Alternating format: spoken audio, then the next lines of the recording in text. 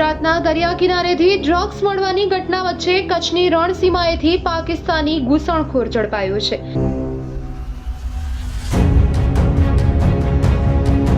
પાકિસ્તાનીને બીએસએફે fencing cross કરીને ભારતમાં ઘૂસતા એક વ્યક્તિને ઝડપી પાડ્યો હતો।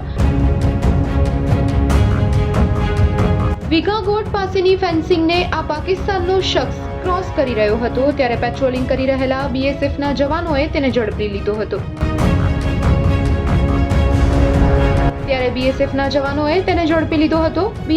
જવાનોએ પકડાયેલ ઘૂસણખોરની વધુ તપાસ હાથ ધરી છે।